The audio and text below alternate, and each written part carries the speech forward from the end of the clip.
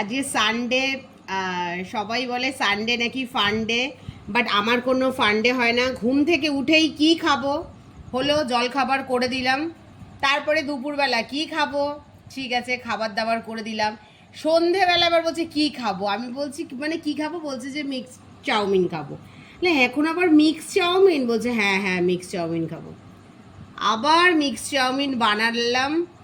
এখনো রাতে জানি না, রাতের হয়তো মাংস আছে, হয়তো একটু রুটি টুটি করতে হবে, কি পরোটা করতে হবে।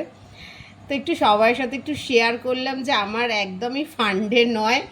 হ্যাঁ, আমার হাজব্যান্ড আর ছেলে শুধু খাই খাই খাই খাই, হ্যাঁ সব সময় শুধু খেতেই থাকে।